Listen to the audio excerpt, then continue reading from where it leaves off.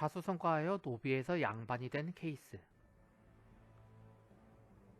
노비 출신이 양민이 되기도 어려웠던 시절.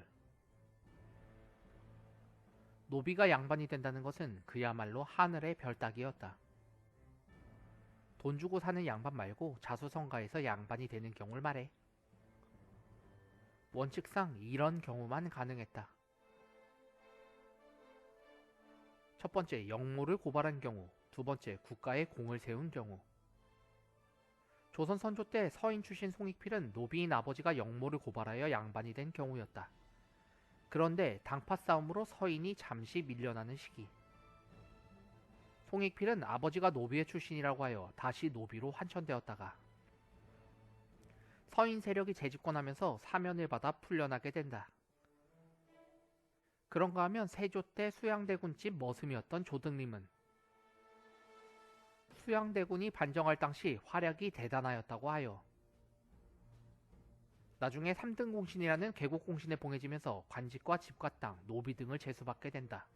이후 조등림은 부정축제를 일삼는 등 대단한 권세를 누리기도 하는데, 이런 조등림이야말로 조선 왕조 500년을 통틀어 노비 신분으로 가장 높은 자리까지 올라갔던 자수성가의 1인자라 할 수 있겠다. 그러나 조등림과 같은 경우는 거의 없었다. 대부분의 노비 출신들은 비록 자신의 능력으로 스스로의 운명을 바꾸었지만 다른 양반들의 견제를 피할 수는 없었다. 중종 때 반석평이라는 문신은 노비 출신이라는 이유로 임금과 함께 경서를 논하는 자리에 참석할 수 없었고, 또 임금이 공조판서나 병조판서로 임명하려 할 때 여러 관료들의 반대를 받아야 했다. 그렇더라도 조선시대 노비가 관료가 된다는 것은 참으로 대단한 일이었다. 조선 왕조실록을 전부 뒤져도 노비 출신 관료는 몇 되지 않는다. 노비들이 신분을 상승할 수 있는 길은 돈으로 관직을 사거나 세상을 뒤엎을 밀란에 참여하는 일 외에는 없었다. 임진왜란 당시 노비들, 차라리 일본군이 되자.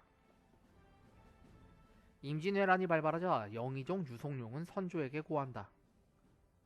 유성룡, 전하, 나라가 위급하오니 노비들의 힘을 빌려야 합니다.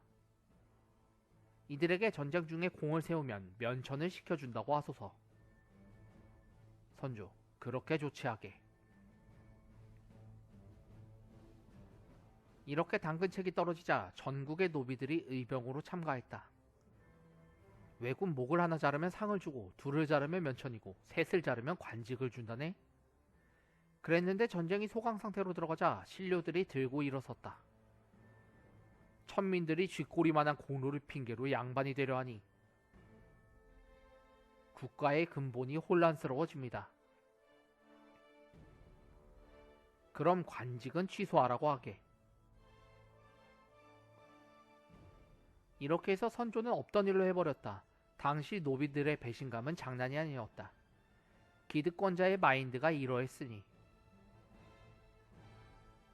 차라리 일본군에 가담한 조선 백성들도 굉장히 많았다. 선조는 이렇게 말하기도 했다.